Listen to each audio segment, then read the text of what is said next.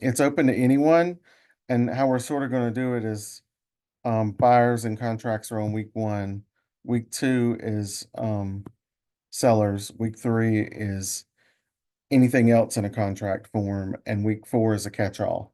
So that's how we'll be focused going forward on each week for PBs. Um, and then again, anybody can join us. So I'm going to share screen.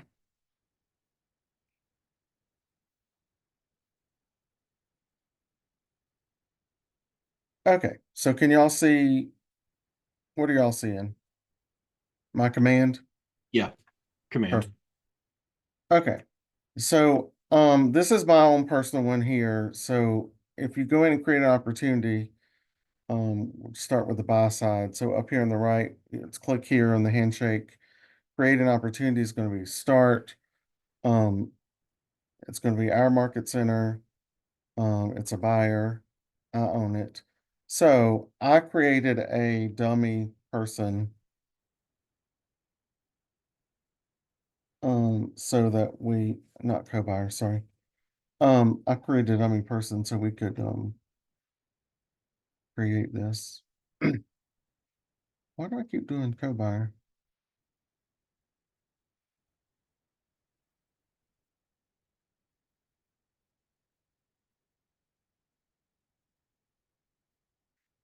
So here an opportunity name, I think it's better to name the address because John Smith may be multiple properties, especially if they're investor. So I always like to change that to the address instead of their name. Because usually you won't sell that property again or that same address again unless, about 7 to 10 years you work with them again.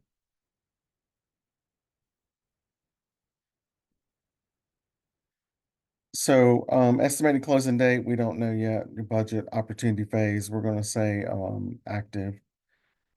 Commission, we're gonna say 2.5. Searching, and then we're gonna create. So it's enough. So here, this is where I always go in. Once you actually go under contract, I like you to go to these key dates and hit this pencil and then key in your estimated closing date. So what happens when you do that, and I'll show you in a minute, I'm going to say February 21st, just for the heck of it. And I'll show you where that shows up. So here you select the type. It's going to be residential. And we already said it was a buyer. So I treat each of these folders, this is a consultation, this is under contract, and this is closed.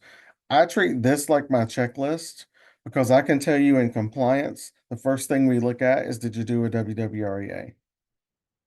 So that's where we start. Then once you explain WWRA, did you get them to sign an agency? And then three, as required, you have to do a heritage title disclosure. And that's why these three are required. Again, if you just tap on it, there it is. It's not anything you have to go out and search and hunt for. These two that aren't linked, of course, are in your DocuSign, so that's where they come from. The others, when you sign a buyer agency, it's going to ask you, did you give them a sample offer to purchase, and did you give them a 760 Pro Services? And thus why we ask for a Pro Services at the end. Because it asks if you give them one. So that's always to protect you and the firm at the end of all the people they hired. And then Q&A on home inspections. Again, all these are already there. If you need to give them to them. And it's the same documents, they're just sample size, sample forms. Here's a sample pro services. And a Q&A on home inspections is actually a brochure.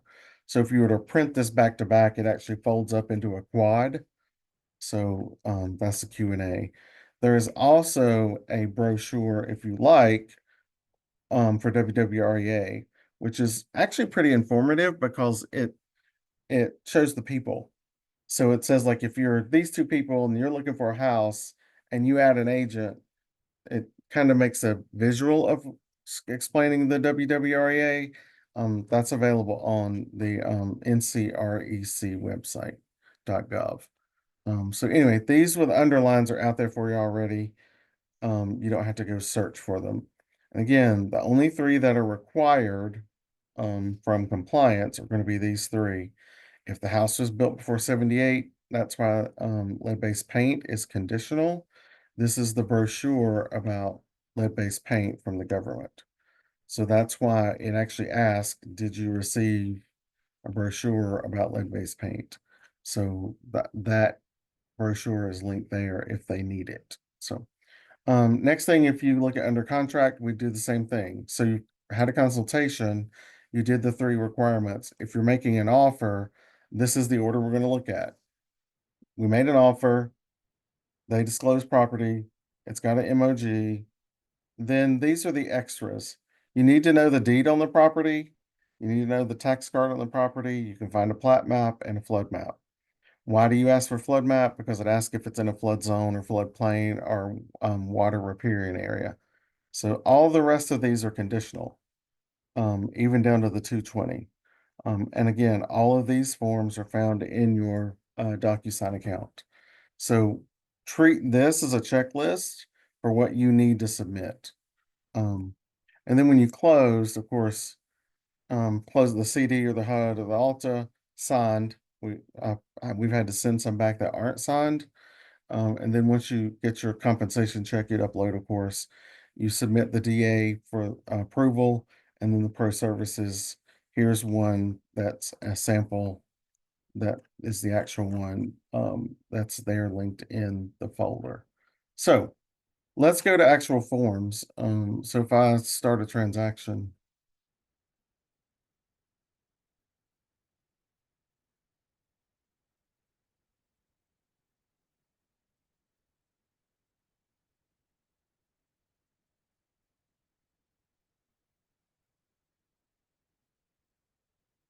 so I already told it was a buyer form, so it's going to come up with these already. So if I want to do the pre-work and fill something out, I can go in and do that. So this is a 2T offer to purchase. Um, once it loads. Daniel, what's with it loading today? So if you want to go in and fill out information here and save it. So remember we were doing John Smith. What? So you can do that here.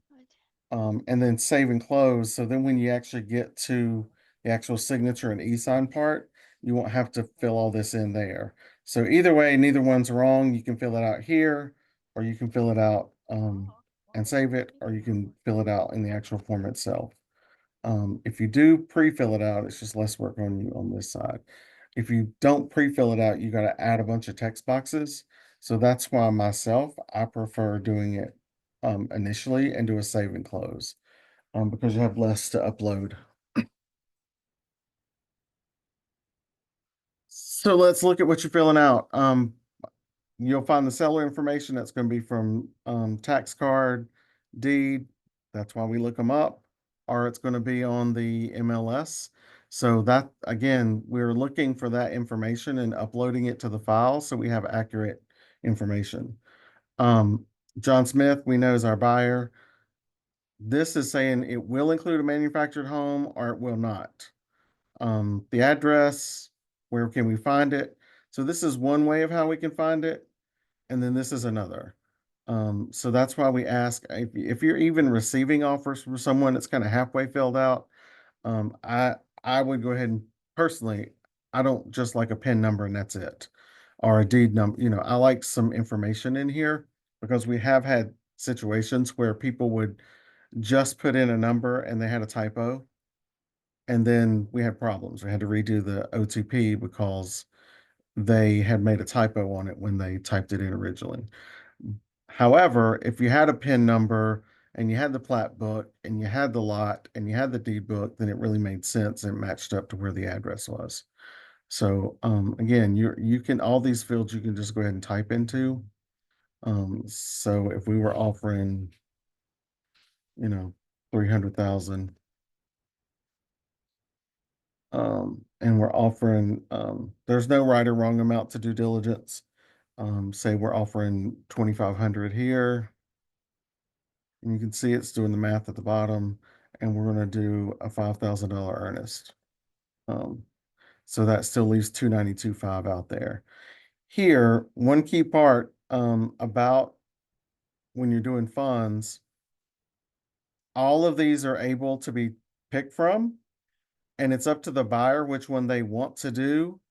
However, if there's expenses on the seller to create that, then that expense goes to the buyer.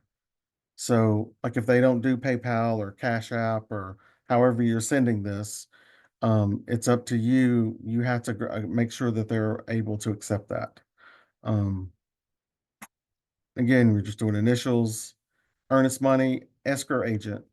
If there is not earnest money, there's not going to be an escrow agent, right? Because they're not holding any escrow. We do like for you to us to know who the attorney is, um, even if you don't have earnest money here.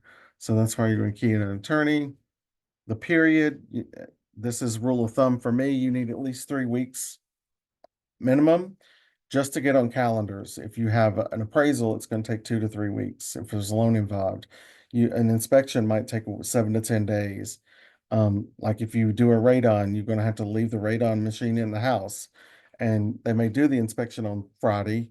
However, they're not going to pick it up till Monday. So you need to build in time. So quick due diligence is the turnaround on those hurt your buyer. So you want that as long as possible um, versus short. So if you have a long settlement date, say you do 45 days out, so today's 1/8 and then 2/8 plus 15, we're going to say 223. Um, so I'm going to say if we have a 223 settlement date, I would go in here and make this as short as possible that for my client. So if I do a 223, and that's a Sunday, so we can't do that. So do 224. Um, I would ask for as long, sometime that week of the 17th through the 21st. So I might say 02/17, 2025. Personally. Now, again, all of these numbers are all negotiable, like everything in real estate. But myself, I like to give the buyer as long a period as you can to make sure you can get stuff scheduled. You never know. Like last week, I had my own transaction 2 weeks ago now. We had wound up having to have two appraisals. So, if I hadn't had a long enough window, I, I would have been in trouble. Ironically, during that same situation, we were offering $20,000 for earnest, and they asked if we would move it to due diligence with no earnest. Well, what did that do? No earnest money or penalty to us to walk away. So in essence, due diligence wound up being closing day because they asked for the money rather than the date. Does that make sense? Y'all with me on that? Because they took earnest out, we can walk away all the way up to settlement with no penalty. So anyway, that's dates.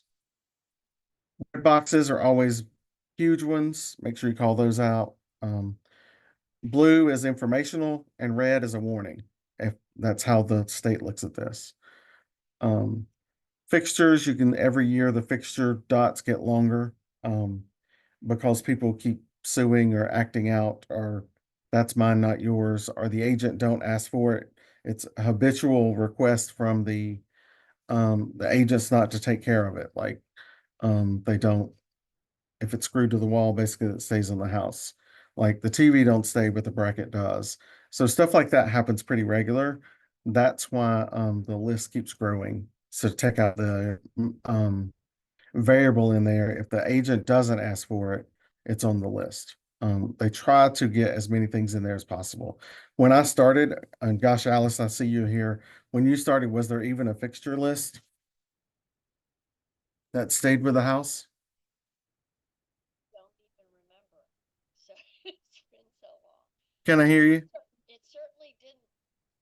I doubt it. I think we had to list everything. I mean, a personal property, if you, right? I can't hardly hear you, Alice. computer. Daniel's going to help me with my new one soon. Oh, So, no. Okay. I can hear you net um, better now. Did you have a yeah, fixture list when you I started? honestly, I don't remember, but there certainly was no list like this, you know? Yeah, like they've added brackets once I started. They added, think about like matchy matchy is how I think about it when I'm in a house. Like the curtains that are specifically made for that house. Like, think about cornice boards that are matched to the wallpaper, or technically, if the draperies are specific to the house that are part of the aesthetic, that aren't just, you can actually, they're considered part of the house. That's that's news because a cornice or whatever, you can just lift. Sometimes you can just lift them off. Right, they're not screwed, they're just sitting on top, right? Yeah. Right. If with matching curtains, I wouldn't expect those to stay. I mean, are you saying like if it matches wallpaper or something? What would be? Yeah, usually you don't find it so much as you do anymore, but they used to be like there was the curtains that would match the spread that would match the wallpaper. Right. If it was specifically for that room of that house, it technically was to stay. Um, but anyway, that's why this list keeps getting longer. And also they added smart stuff. If you think about that, like think about all the stuff out there. And the example I used yesterday in class was, there at one point cars didn't have push buttons for their garage doors. You actually used a remote and put it on your sun visor. Um, and they had to add the unpairing. So you see here the unpairing and deleting devices. Like that's literally a part of the contract. So anything leased or owned, usually that's like a security system, or um it's going to be an oil tank or a propane tank, even though they address tanks later on. Things that don't convey, like if grandma's chandelier was listed in the comments that you don't get it, I would make sure you put it there. um, Make sure that, things that aren't staying for sure. And then here, personal properties, this is where you definitely need to make sure you get this part right. So if they want the fridge, we all know that's personal property. So you need to make sure, I don't say just fridge at the home because we've had instances where we say fridge and they take the $2,000 Samsung digital fridge out and just put $800, whatever in there. So put either the model name, make, stainless, or, you know, shown in house on day of, that kind of stuff. Cover your buyer as much as you can here. Usually washers and dryers, that kind of thing. It's an outbuilding that's not, cement to the floor. Lots of times it's like these big swing sets you see in houses and stuff. Like that stuff I would make sure and put in here just for sure, to make sure if your client wants it. The only other thing I would say about this is sometimes lenders don't like a big lengthy list here because they're loaning on the house, not on a bunch of stuff. If it's stuff other than fridges and appliances, it's really needs to go to, there's a form, and we'll do that in week 3. It's really a bill of sale. So there's actually a form out there that you can list personal property on, and it's an exchange. So again, you've got a informational and you've got a warning. Um, if there's a loan involved, information. Here's another one, property investigation. It keeps coming up. It's on the seller to have the utilities on the day of inspection, all of them. Like this week, we had gas logs that weren't on. There was no gas. The gas hadn't, they're like, we never turned on gas to the house. Well, gas is a part of utilities and that's at your expense. Um, so these are all the things that you can investigate at the house. These are you can terminate. You can, if anything's damaged, you have to get it repaired on the buyer's dime while inspect. That happens during the inspection. Ironically, I was in a situation one time where they were doing a home inspection and they were in the attic, and the inspector put his foot through the ceiling.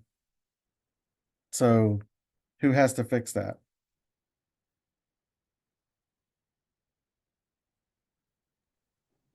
Buyer. So if an inspector has insurance, the inspector has to fix it. So that's why we use trusted partners in all of our transactions. So that's an example of something that can happen during an inspection. So these are the things the buyer does during the transaction, right? So then we get to later on, we're going to get to where the seller, what their responsibilities are. Um, this is you're representing the funds. And this over here is where people keep missing things on the far right. If it's cash, this is an either or question. It's not both. Nothing's checked. We see all kinds of things. If it's cash, you need to tell them if proof of funds is attached or not. That's where you add it. It's right here.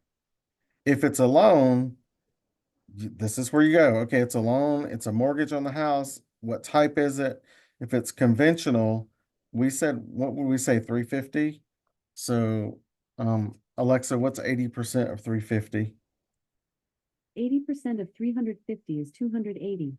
So our conventional loan's $280,000. Thank you, Alexa. But we're offering 350. So an astute listing agent is going to ask you where the rest of this money is coming from. So that's where people forget, and I hate it straddles the page, but other funds.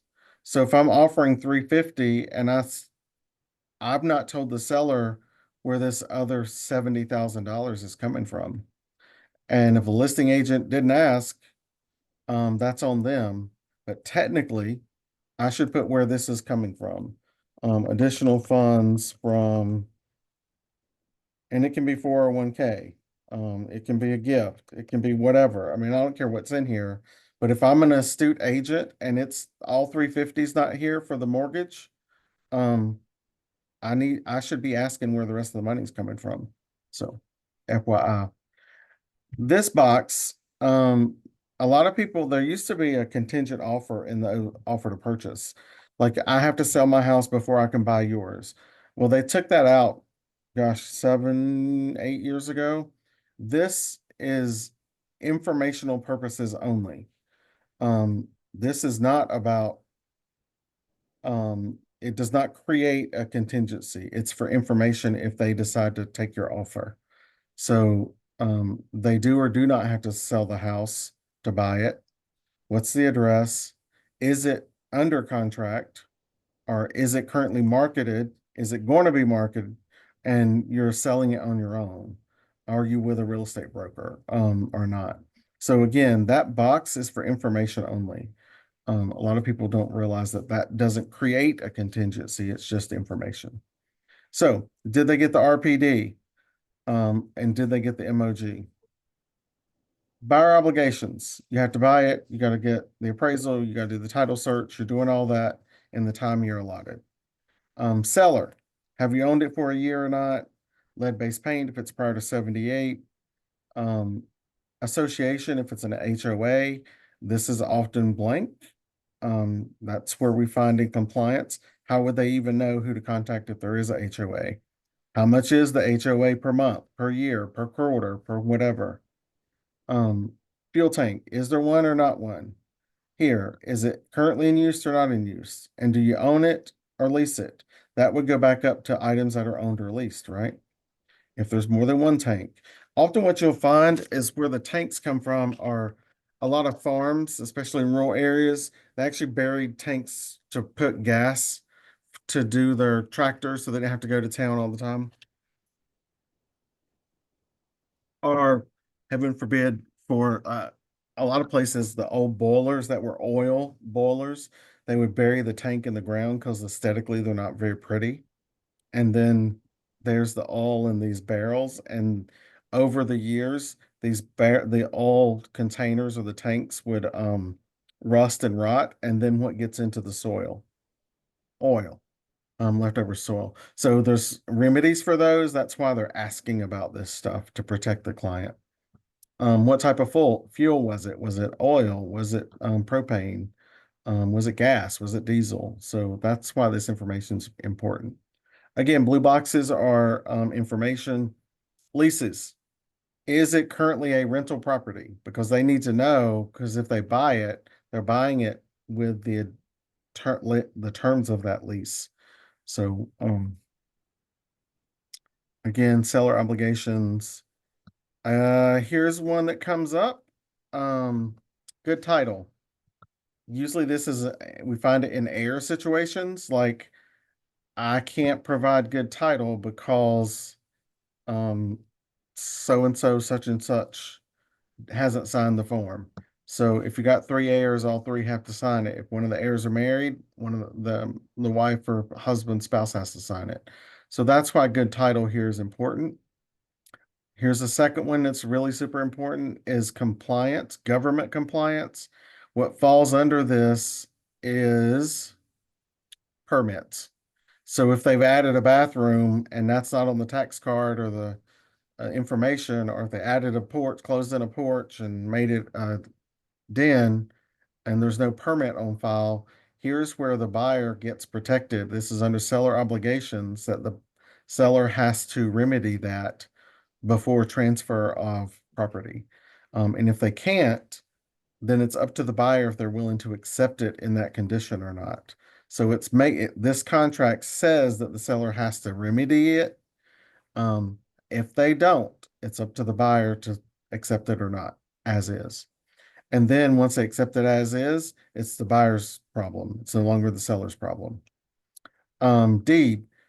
This, you don't have to put anything here as long as on number one, you put the names that were correct.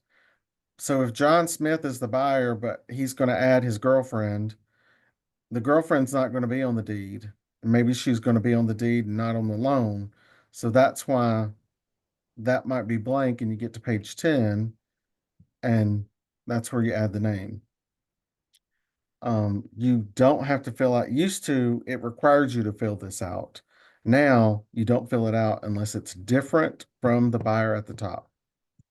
If you're asking for expenses, often this is where your compensation request might come in. This typically was buyer, seller paid closing costs, basically what it was forever. Now it's considered concession. A concession can be for anything. So this is basically a big coupon. You're offering 350. I asked for 5,000 in closing costs. You're really getting 345. You're not getting 350, right? So you just do the math from the offer out on page one minus these expenses. One thing to note, FHA and VA addendums, a veteran can't pay for in the agreement for a VA loan, a veteran's not allowed to pay for certain things like an inspection or an appraisal. So sometimes that has to come from somewhere. So you might have to add closing costs here if you're working with a veteran. So if a appraisal is going to be 400, 500 bucks, but an inspection is going to be in about $400, 500, $600, I might ask for $1,200 here. And then when I send the offer, I'm going to explain in my comments in my email that says, hey, we only requested that because the veteran's not allowed to pay for it on their own. So just note that's what that box for. Home warranty, are you asking for one or not? And then if you are asking for one, how much are you asking for? And is the agent, the buyer's agent going to order it, or is the seller's agent going to order it? This is where you're asking or telling what you want right here. Often, if you ask for one, people forget to go order it. So usually we'll see this, and then there's no documents that say they actually ordered it for the client. So that's what we usually see in compliance. Charges by owner associations. Who has to pay those? Seller shall pay any back, or it's their charges that are incurred prior to settlement. The buyer needs to pay for charges to get that information to the lender. So it's a mixture, but for the most part, the seller has to pay for all those things. Taxes, of course, they're prorated. We all know that. The condition, you're accepting it in the condition that the day you close on it. This is another one that's a pet peeve of me personally. As your BIC, I see people doing a final walkthrough on Monday for a closing on Tuesday. It's 21 degrees tonight. What if the pipe bursts and it's filled with water tomorrow morning and I walk through the inspection today? and I'm accepting it as is because I didn't walk through it on the same day. Even if you as the agent just open the door, do a pass through 5 minutes, don't bring your client, I would just make sure that no condition has changed on the day of settlement. Just to cover your client. Tree falls on a house, we've had that. Um, tree fell in a house and they did a walkthrough day before, not day of. And guess what? You have a house with a tree on it because you didn't do a walkthrough. Um, so, um, yes, you can put 80% loan to value instead. Yes. Sorry. Um, I just looked up and saw the chat. Possession, or is the buyer going to take it early or is the seller going to stay longer? Um, Also, the third one is if there was a lease in place, how long will the tenants be able to stay there? That's that one. Or we're not so much on the coast or in the mountains where they have short-term rentals or vacation rentals. But if I bought a house to live in it myself and it was an Airbnb, I still have to honor the Airbnb rentals that were booked in future, right? So FYI. This is where you checkbox any addendums. Um, Whatever you do not ever say things like buyer agent commission of 3%. So don't ever do that. Don't ever write your own. You Nothing about compensation is on here currently because this agreement is between two parties. Has nothing to do with agents. This is between a buyer on page one and a seller on page one. That's why nothing about agents is in this document except for the second to last page, and that's the contact information. That's all it is. So that's why they don't muddy this up with putting compensation on there in here. Rule of thumb, did you know North Carolina is the only state that doesn't have it on this form? So 49 others mention it and we do not. So FYI, they are looking at it based upon everything that's happened, of course. Again, just information, remedies, breaches by whom and what happens, attorney fees, who pays what. This is basically contact information for the buyers and sellers that you mentioned on page one. And this is another pet peeve of mine that I see. This will be blank. If I'm a buyer's agent, I'm filling this out. If I'm the listing agent and my stuff ain't filled out, I'm filling it out. So don't have this just blank here, please. This is for delivery. And that would be all. So what questions do you have about the OTP? And if we do 80%, then do we have to explain? Yes, because the client doesn't, information you don't, I mean, often it's not there. We don't reject it. And I mean, I probably see 5 to 10% that actually put it in there. But if I'm a savvy listing agent, I'm not accepting a contract that I don't know where the money's coming from because I'm going to protect my seller. So So if they're getting a loan, however, the that if they're getting approved for an 80% loan, the lender knows where that they have to come up with the 20% from. the lender knows. Who are you telling in this contract? Telling the seller. Telling the seller that they're getting a loan, and so that's But why the loan is not enough to pay for the house. So okay. that's why it's there. Yeah, So I've never put it in there, so I didn't realize we had to that was yeah, I mean I will tell you, I rarely is it there. Should it be there? Absolutely, because you're not providing the information about paying for the house in full. So if it were me, I'm asking for that, and I'm putting that in my stuff. so would you say savings account or cash, or what would you Yeah, say? sure. Cash on hand, savings account, And then do you have to provide proof thereof? and then what? Would you have to provide proof? No, Okay, no. You're just saying where it's from. okay, So, thank you. so that's the OTP. If you don't have any questions, looking at buyer agency, we're super excited. It's only 3 pages, especially for compliance. We love it. It was 7. This one I think we've covered in depth pretty much.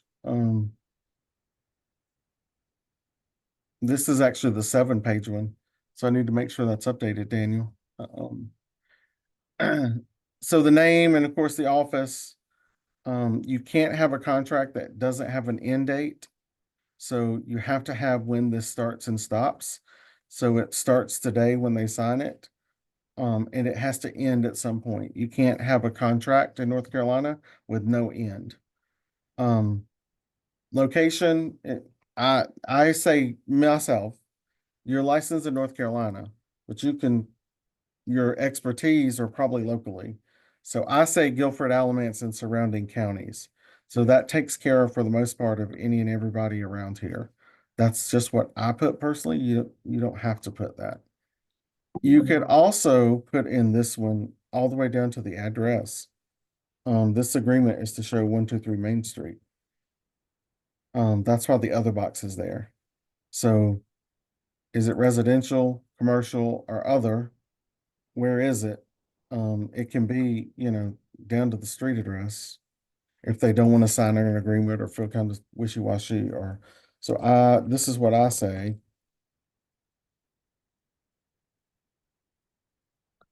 If I could spell.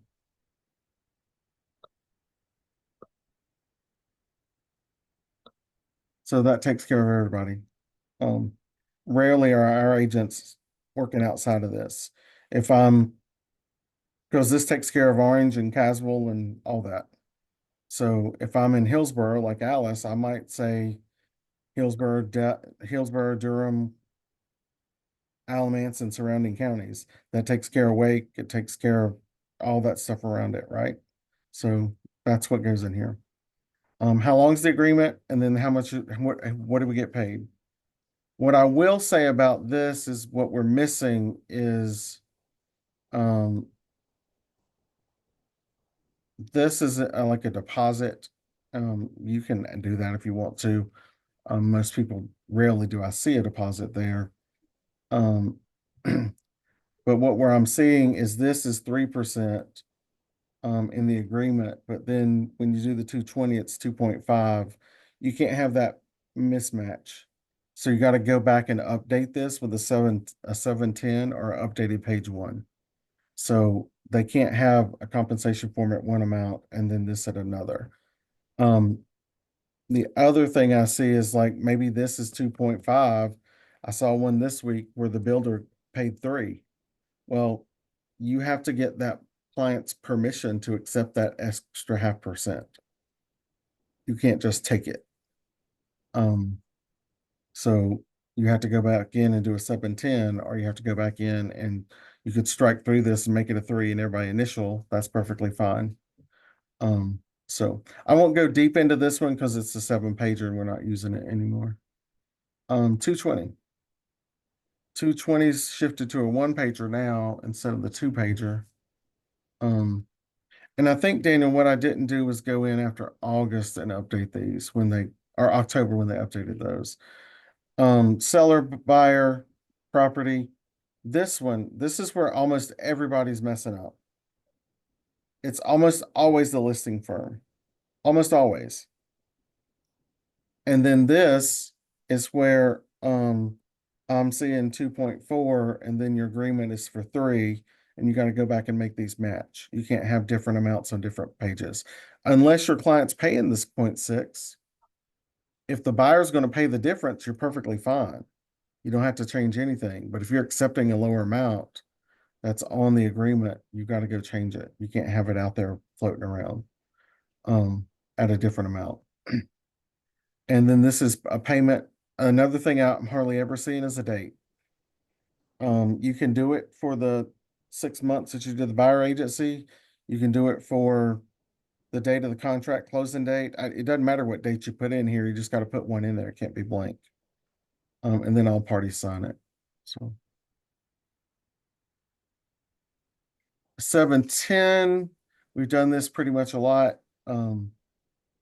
This is what you would use to change that amount so they could marry up. So this would be, it doesn't matter if it's a listing agreement, a buying agreement, non-exclusive, exclusive, whatever it is, you just click what it is and when it was signed. And then right here, you can do under other. You could say that it's change compensation from 3.0 to 2.5. And then you sign it and you're done. That's the end of it. In the example earlier where you said 2.5 and the builder is off in 3, you just flip this. And then you're covered. The other way you're covered in this is a 7, whoop, not that one. A 770, that one's not here. A 770 will also cover you. But you can also add here DocuSign forms. And if we wanted to look at North Carolina forms and buyer agency and offer, they're all here. And they're all numerical. So the 770 is right there. So if you need a form that's not on here, it's certainly easy to add it to this bank by just clicking add, DocuSign forms, and if it's buyer forms, seller forms, if it's North Carolina 832, these are the heritage forms. If it's a North Carolina period form, it's all out here.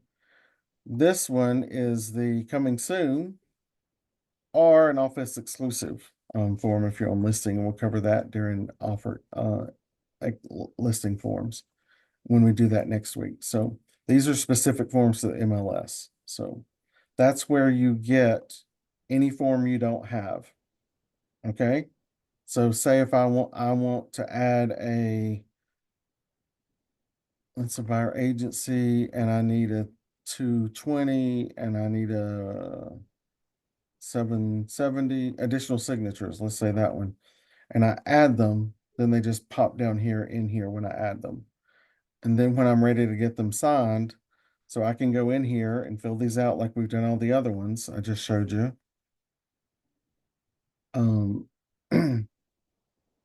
These blanks are here filled out. You can save and close these so they're ready. Then all you have to add are just signature lines when you get over to the envelope. You don't have to go in and text line everything. So you just add them to what you need or change. Also, if I wanted to add from my computer, I would go here. So say I had a RPD I downloaded from the MLS, right?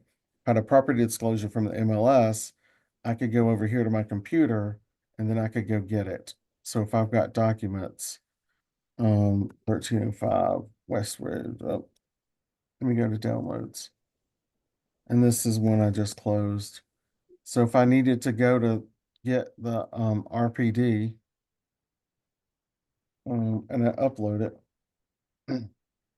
so there's my emoji. So that's when I get it from my computer and it just adds it automatically. So my emoji is right here. So then that's the one I'm going to upload. And yes, the seller's name was Phil Collins. That's true. So that wasn't a dummy one. So getting these in to be signed, I'm checking the corners, buyer agency. If I want to do a working with agents, if I want to do a 2T, I'm checking marking these and I go here to this pen and I create the envelope. So, but the biggest thing I wanted you to get from treat command like it's your checklist. And that's what we're going to ask for. The reason it's set up in this order, the reason it's asking for these is to, if you are ever under investigation, the first thing they're going to say is, where's it working with agents? First line. Where did they hire you? Second line. Did you disclose that Heritage was your partner company? right here in order. If you're investigated, where was the contract? Where were the disclosures? Did you get the deed and fill it out properly? Like, these are intentionally put in here this way to cover you in an investigation.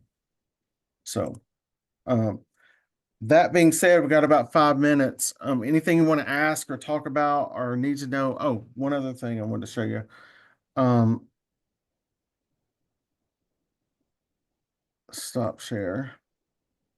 Let me share one more screen. I want to show you if you ever want to get documents on the fly.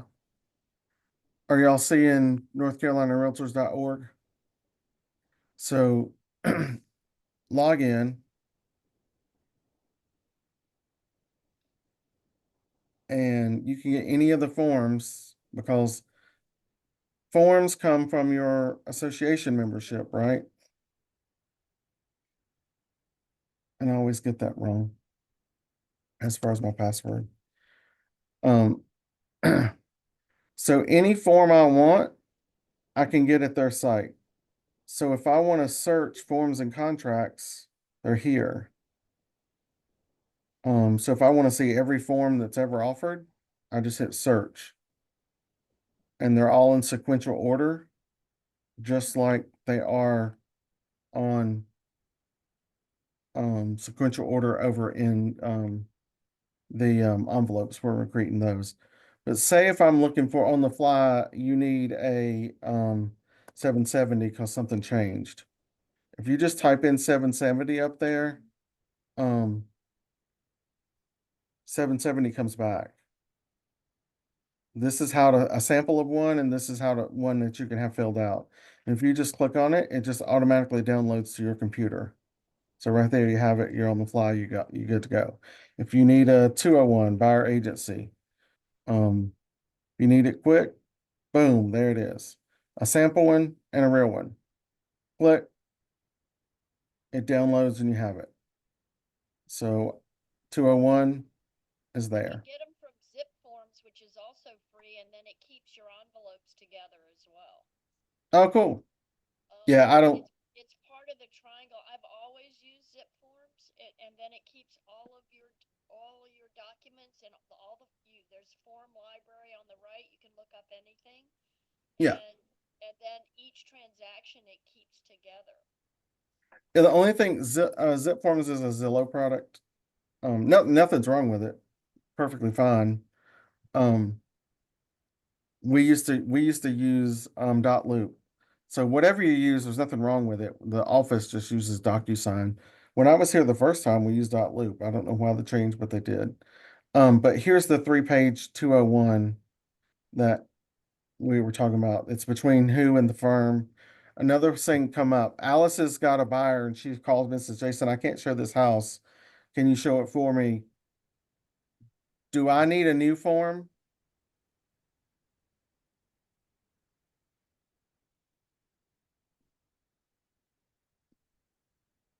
Y'all are quiet. No, because the agreement Alice has is with the firm and I'm a part of the firm. So I can show that house without getting the agreement, right? But I would ask Alice, do you have an agreement in place? Because if she's not, then I need to get a non-exclusive one signed while I'm there. What I would do, just to be safe, and it's me, and if I'm ever audited from the state, I would do a WWREA still, even though Alice should already have one. So, and I'm just using an example, Alice. So because it's with the firm, what am I providing? Searching for property in Guilford, Orange, and surrounding counties, whatever. They have not signed with anyone else. They're not working with the relocation company.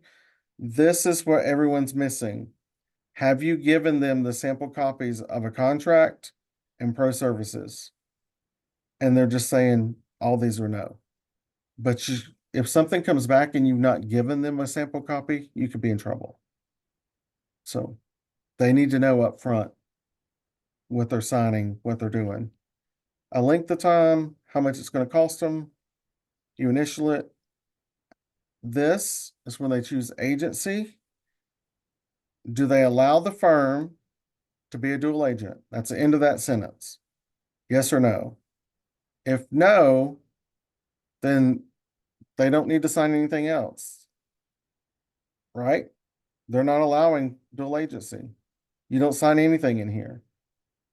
If they say yes, you have to jump. If the firm may act, then can the same agent be there? Or has it got to be two agents? That's all this question is asking. Can the firm be one? If it's no, they don't initial anything. You just skip over this. Um, Here, I do love that material facts is addressed. Um, it's on agents. They're required to disclose it. And the initial and then sign and date. So stop share. So I just want to have those out there. Any questions on buyer forms? And we'll cover next week, we'll cover seller forms. I did a pretty detailed offer to purchase, so I'll just switch up and I'll do it faster because we're only looking from the seller side. And then we'll look at more of the seller forms that you do first. Week 3 is when we do all the ancillary forms like due diligence repair request, or if you need an extension of time, or if you need all those things that might pop up. If you need additional signatures because of errors or anything that pops up, all those different oddball forms out there.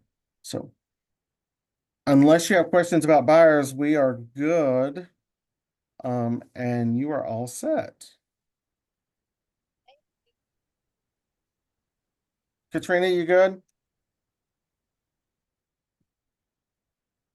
Alice, I appreciate you being a seasoned agent and always willing to take in more. That's setting an example, and I appreciate it as a bit. So, Welcome, and I appreciated being available. It's always good to get tuned up. so. Thanks. All right. Otherwise, I'm letting you go. You are free with 3 minutes of your time back. I appreciate y'all, and hopefully I'll see you next week. Bye.